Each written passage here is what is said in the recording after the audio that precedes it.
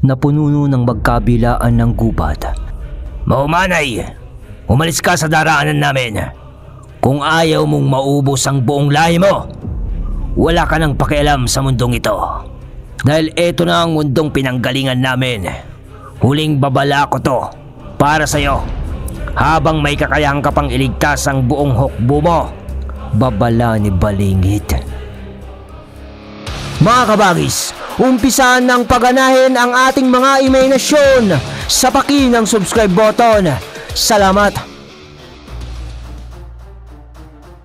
Hindi kami naparito para sa mundong ginagalawan nyo, kundi dahil ito sa mga anak ko at sa dalawang lalaki na nagpakita sa amin ng kabutihan. Ibinabalik ko lang ang pabor sa kanila. Tugon naman ni Ezekiel. Ngayon, kung sa tingin nyo, Baltog, Balingit, ay nasisindak nyo ang lahi ng mga mahumanay dahil sa inyong mga diwatang taglay at mga tangan sa inyong katawan, nagkakamali kayo. Dahil tinatantya lang namin ang kakayahan namin nung sumugod kami sa inyong teritoryo. Pero ngayon palang mag-uumpisa ang totoong laban. At huwag kayong mag-alala dahil hindi na kami magpipigil sa mga oras na ito. Wika ng seryoso ng maalumanay na boses ni Ezekiel. Sabay hugot nito ng kanyang nagbabagang espada.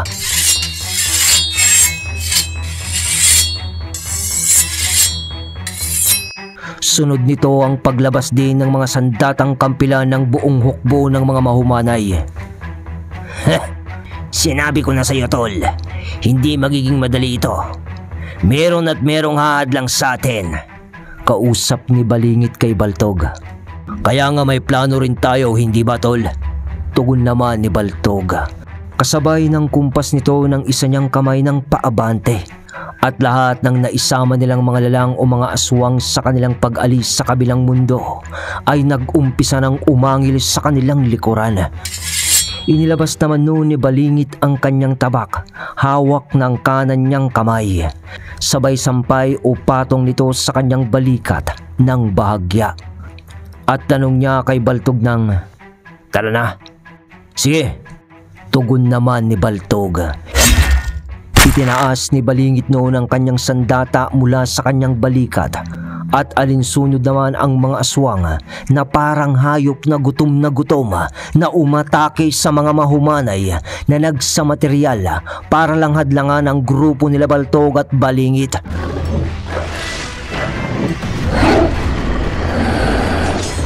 Ngunit naiwan noon ang dalawa at ang kanilang mga aliporis lamang ang sumugod.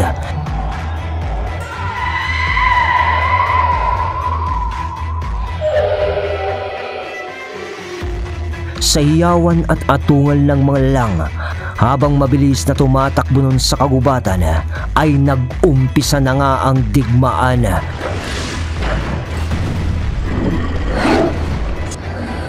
Habang nagaganap ng mabilis ang mga pangyayari sa dalawang grupo, ay nakatuon lang naman ang mga mata ni Ezekiel kay Baltog at Balingit. Kasabay ng dahang-dahang pagkumpas ni Ezekiel ang kanyang espada, na parang meron din itong binabalak nang hindi pa man nakakalahati ng mga aswang ang kanilang tinatakbo upang sumugod patungo sa kinalalagyan ng mga mahumanay.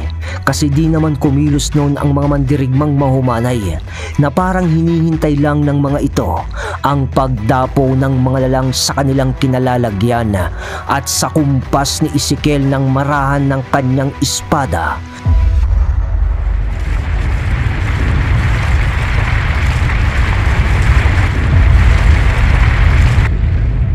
bigla na lang lumitaw ang mga malalaking puno sa maluwang na daan, sa damuhan at sa iba't ibang espasyo kung saan nananakbo ang mga aswang na siyang humadlang sa kanilang dinaraanan bago pa man sila makadapo sa kinalalagyan ng mga mahumanay.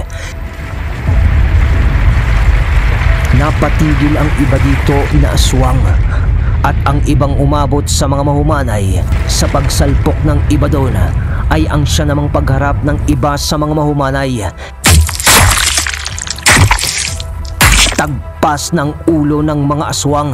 Samantala, habang nagaganap ang bakbakan sa gitna ng kagubatan, si Baltog at Balingit naman ay kasalukuyan na nung nag-uusal na para bang gagamitin nila ang kanilang mga kakayahan upang umalis sa lugar papunta direkta sa gilid ng dagat. Ngunit hindi naman papayag si Ezekiel na mangyari iyon. Kaya naman nag-umpisa naman itong kumilos.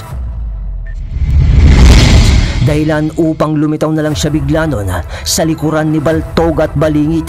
Sabay sangga ni Baltog ng espada ni Ezekiel.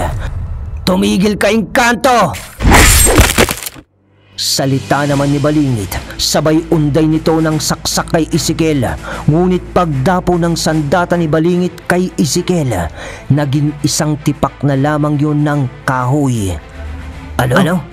Pagkabigla pa ni Balingit at Baltog.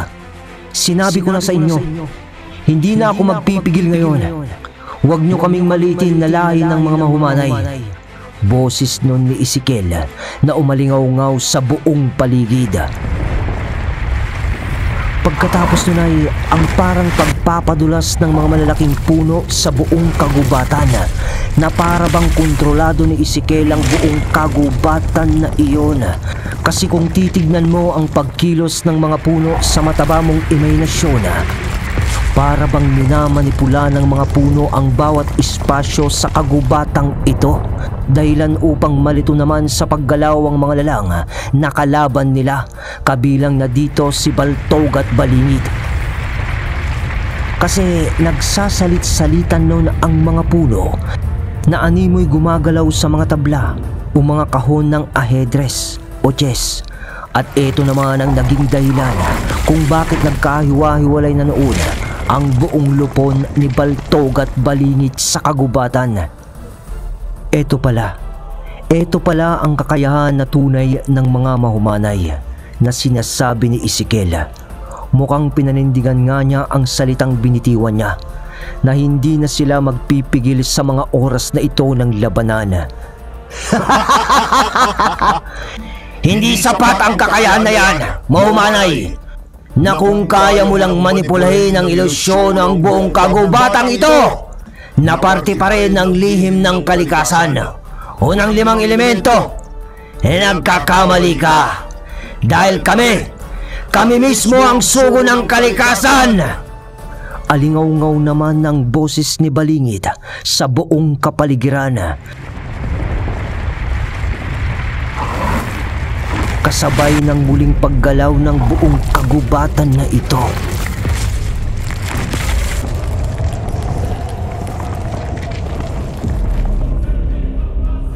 Nagpatuloy ang ganong sistema ng mga kaganapan sa loob ng kagubatang ito. At dito ay makakarinig ka na ng sari-sari na tunog ng mga lalang.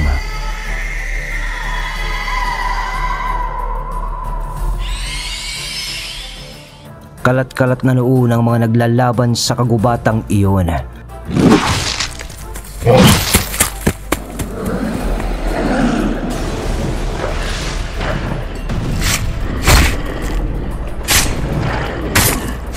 Pagpangan, habulan, lapaan at tagaan ang nagaganap hanggang sa mga ilang sandali pa. Nanalsik na lang bigla si Ezekiel na nanggaling sa kung saan. Tumama ito sa isang malaking puno. Ngunit dahil sa kakayahan nito bilang isang engkanto, ay lumulusot-lusot lamang siya sa mga malalaking puno na tumatagos-tagos lamang.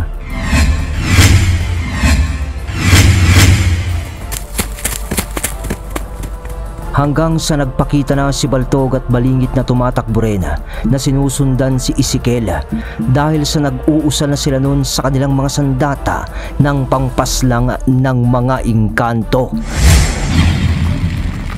Mabilis nilang ginawa ito hanggang sa maabot na nila si Ezekiel.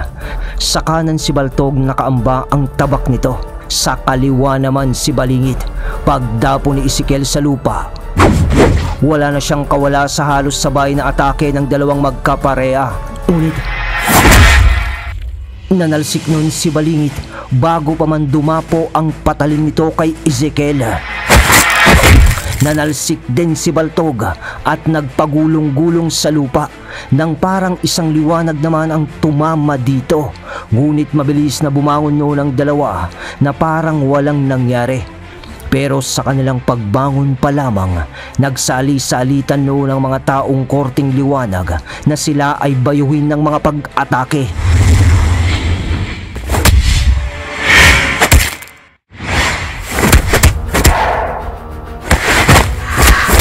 Sinasangga nila yun ang kanilang mga sandata habang umaatras. Ngunit nang hindi na nila makayanan ng mga ataking iyon,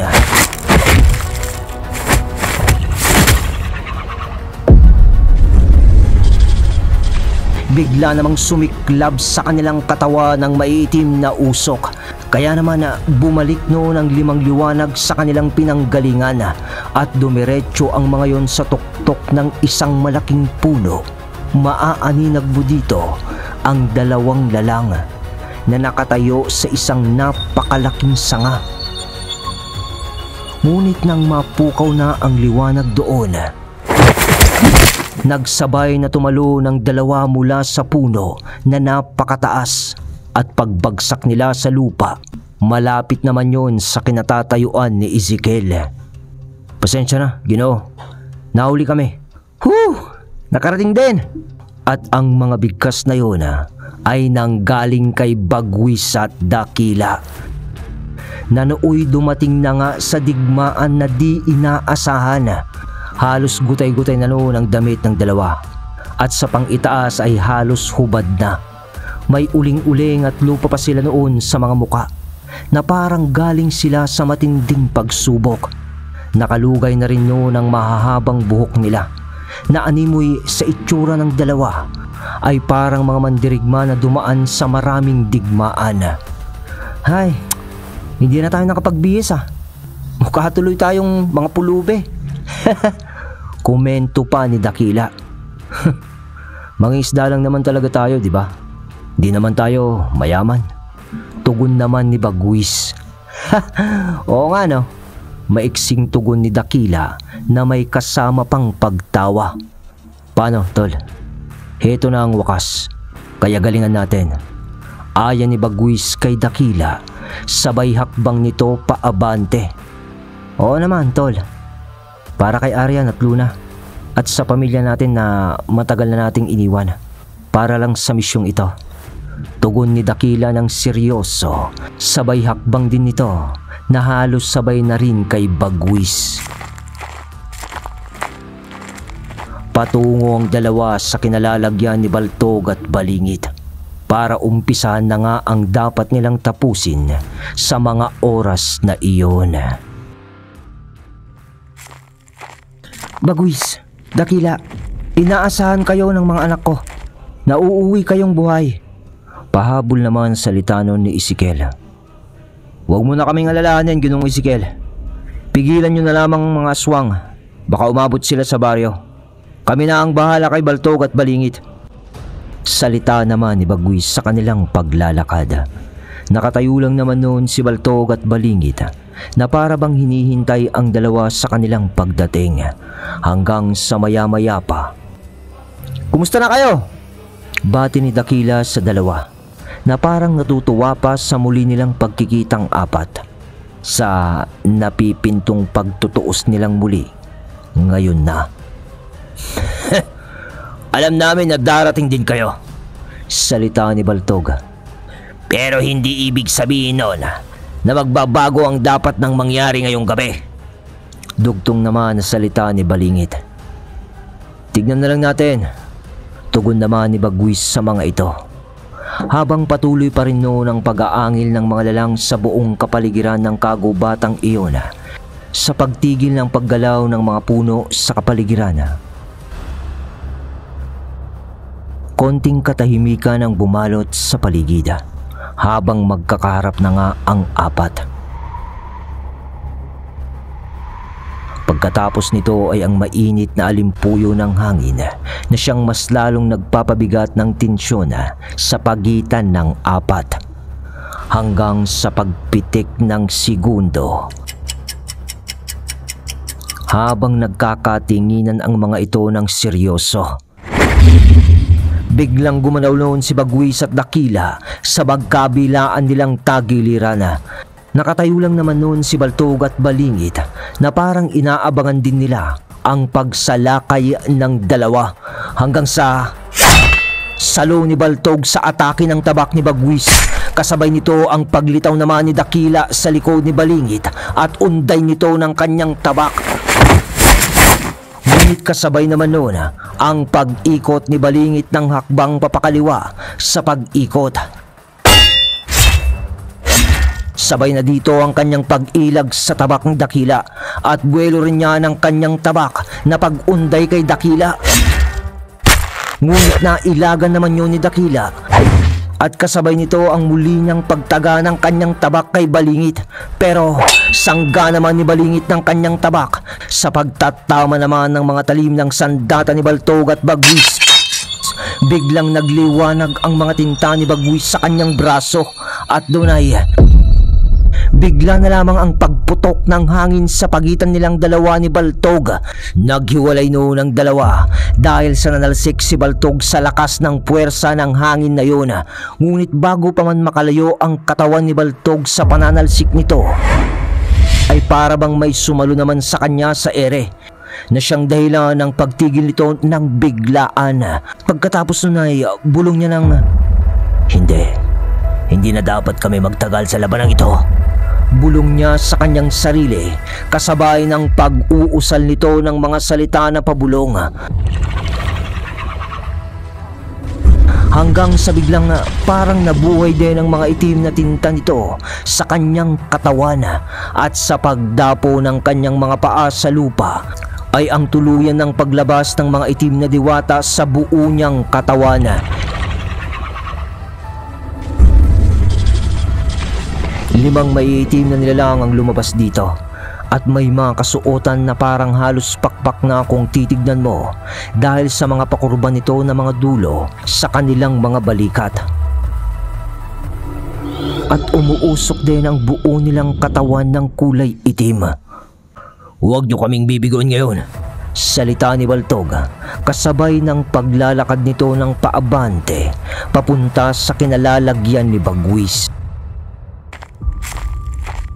Kasama ang limang lalang na lumabas sa buo niyang katawan.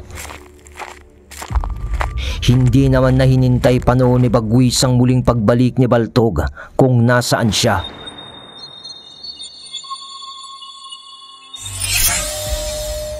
Bagkus ay lumabas din ang dalawang maharlikang engkanto sa magkabila ang braso nito. Kasabay noon ang pagkidlat ng langit na parang pagpaparamdam nito ng malakas na pag-ulan. Dahil sa sitwasyon naman ni Balingit at Dakila, lumabas din ang limang diwata sa katawan ni Balingit at ganun din naman sa katawan ni Dakila.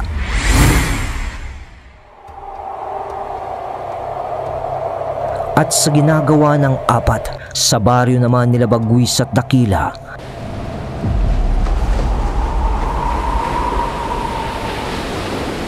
ay napakalakas na hangin noon ang nagmumula sa dagat at parang nagingit-ngit din ang dagat sa malalakas na alon na humahampas sa dalampasigan. At sa kagubatan nga bago ang baryo,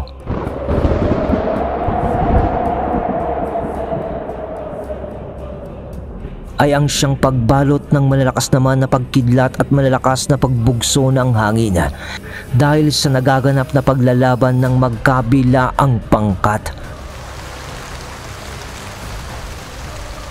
At dito ay bumuhos na rin ang napakalakas na ulan. Sa kalagitnaan nga ng masamang panahon sa rurok ng kagubatang ito,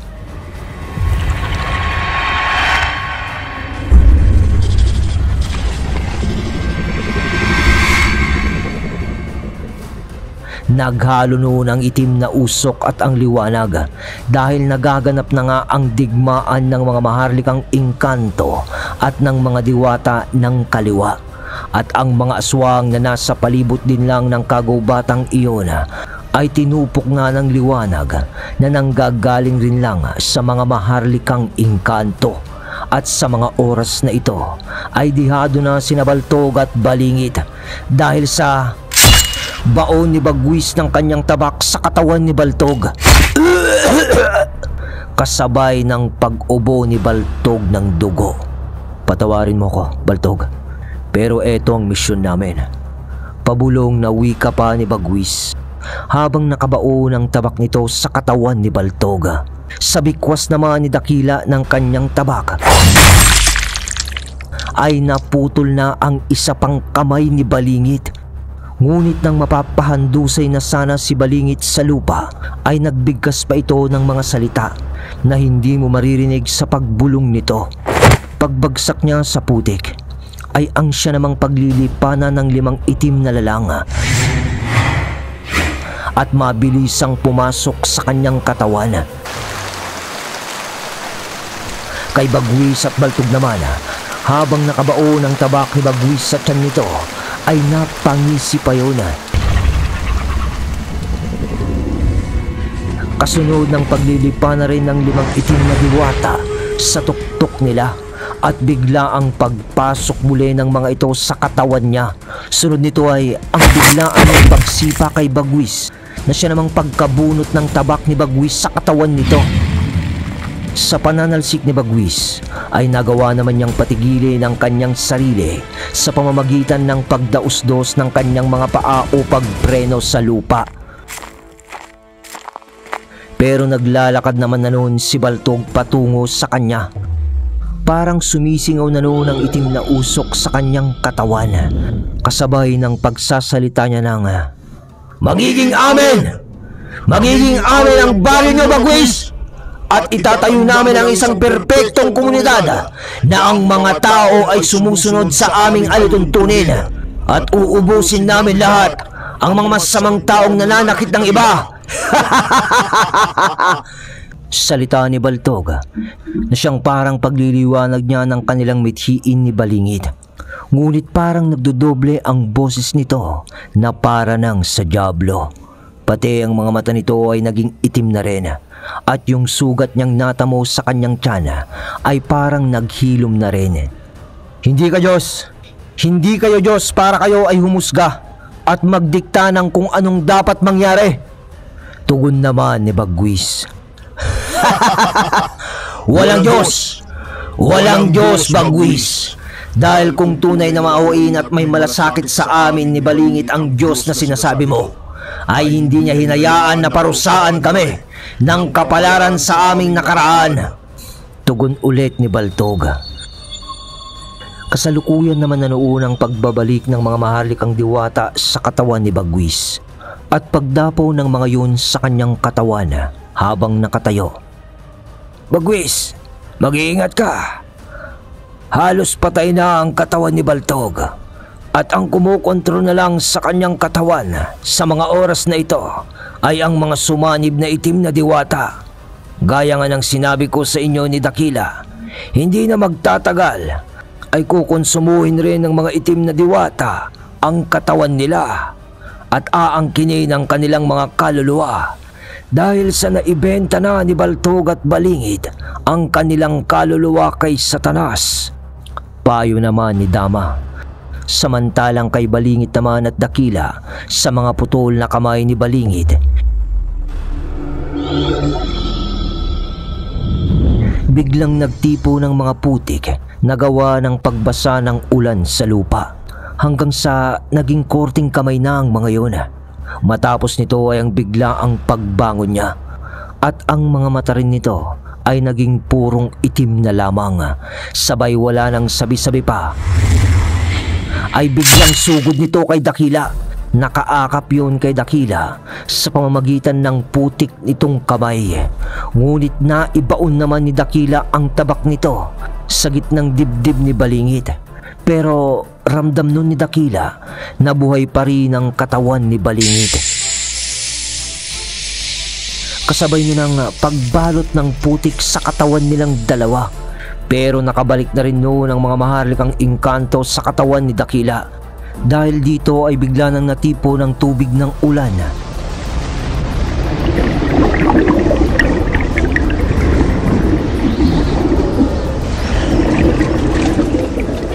at bumuuyo ng ipo-ipo sa tubig na nasa loob sila hanggang sa humalo din ang putik dito. Habang kina Bagwis at Baltog naman, biglang umapoy noon ang katawan ni Bagwis.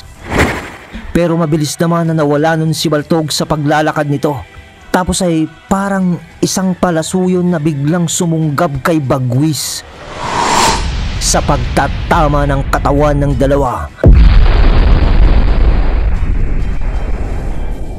ay biglang sumabog ang apoy na may kasamang malakas na paghangin. Halos sabay din lang dito ang pagsabog ng maraming tubig at putik naman sa lugar nila Balingit at Dakila.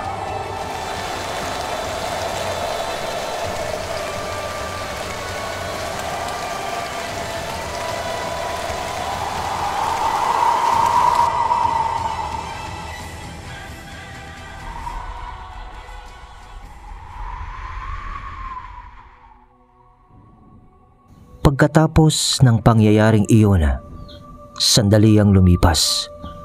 Bigla na lamang humupano ng malakas na ulan, hangin at pagngit-ngit ng alon sa dagat. Balikan natin ang kagubatan na nooy bigla na lang tumahimik.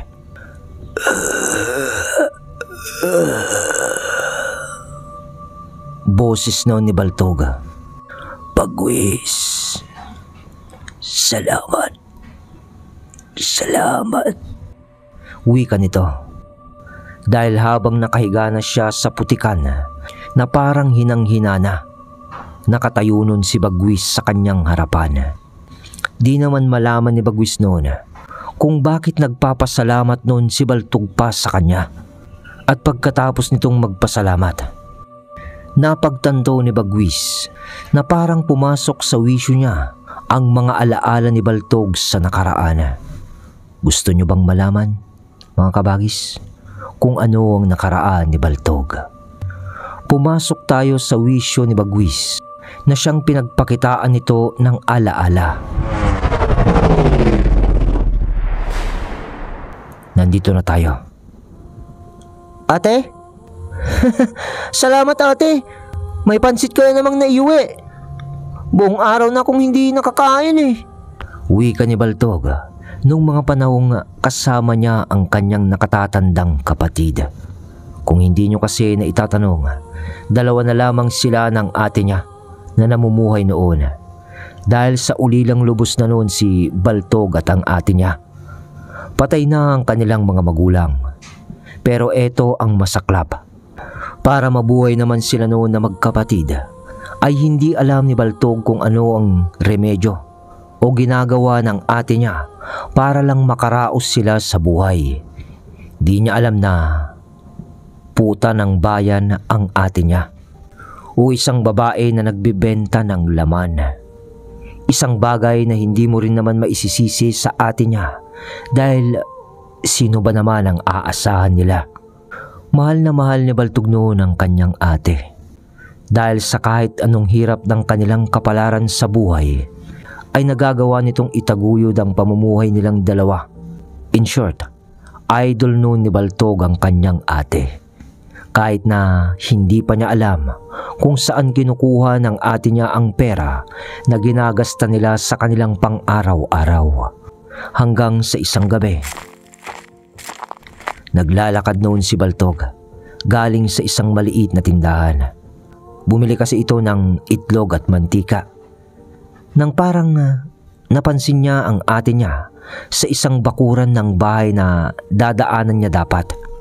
At dahil nga sa ate niya yon, nagtataka siya noon kung bakit nandoon ang ate niya. At kilala rin niya kung sino ang nakatira sa bahay na yon.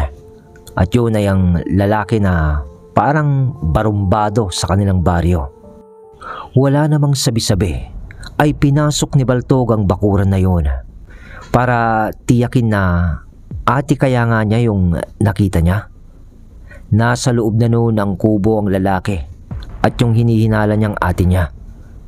Nang nakakita si Baltog ng maliit na siwang sa dingding ng kubo dahil sa pagtagos ng konting liwanag ng lampara o ng isang ilaw.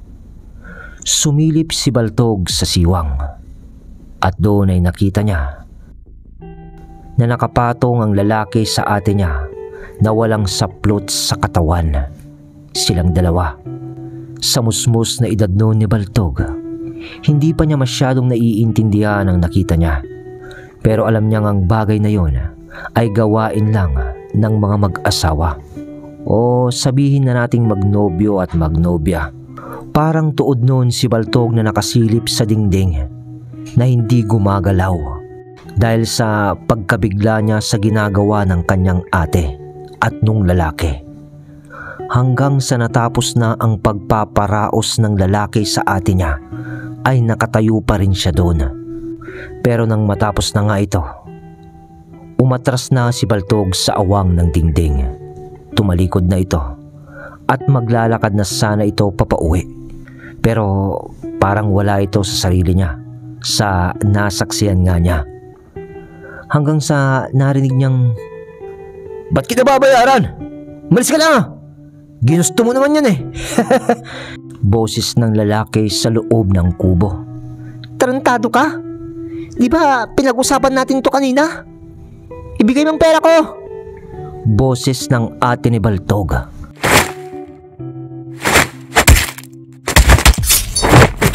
Hanggang sa nagkaroon na ng mga pagkalabog na parang may nag-aaway sa loob ng kubo. At saglit lamang ay nanahimik din dito. Sumilip ulit noon si Baltog sa awang ng kubo.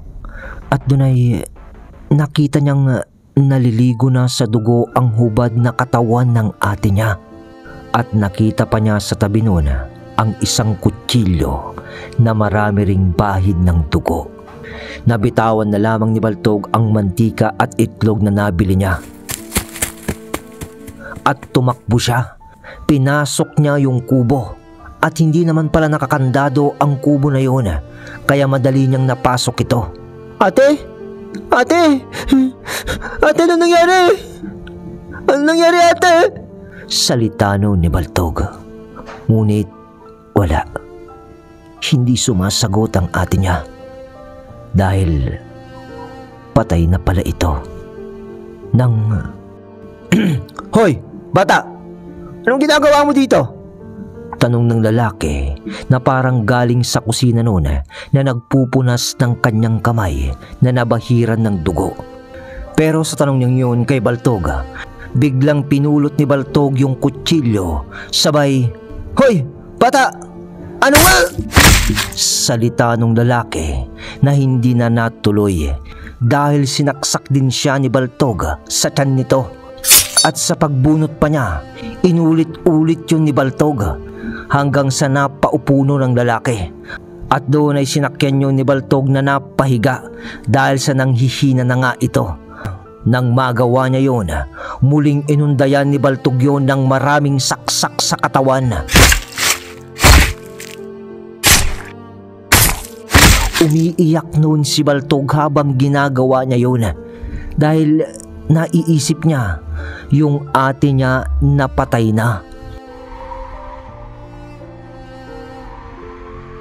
At hanggang dun na lamang ang dulo ng memorya ni Baltog na naipakita niya sa wisyo ni Bagwis. Di naman malaman ni Bagwis noon kung bakit napatulo na lang ang luha niya dahil sa pagkakakita niya sa nakaraan ni Baltog. Sunod nito ang sa harapan ni Bagwis.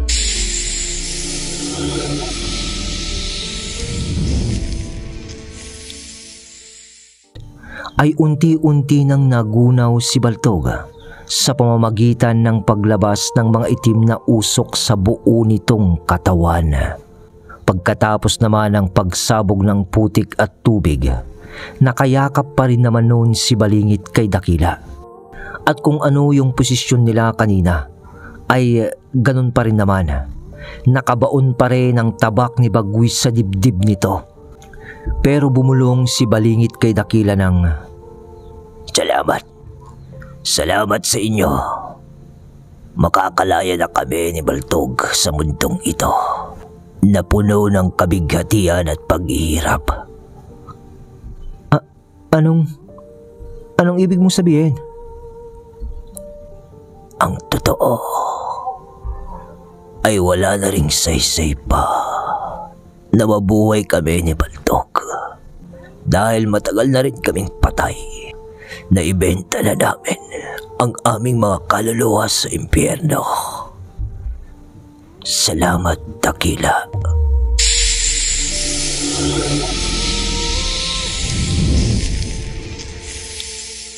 Bigla na rin lang nalusaw noon si Balingit at naging itim na usok na lamang ito, habang akap-akap noon si Dakila sa kanyang mga huling salita.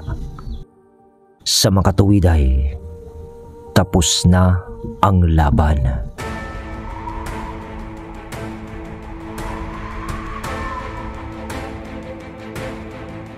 Ngunit sa pagsikat ng araw ay nakita na noon ng mga taga Punta Vedra ang pagbabalik ni Bagwis at Dakila sa kanilang baryo.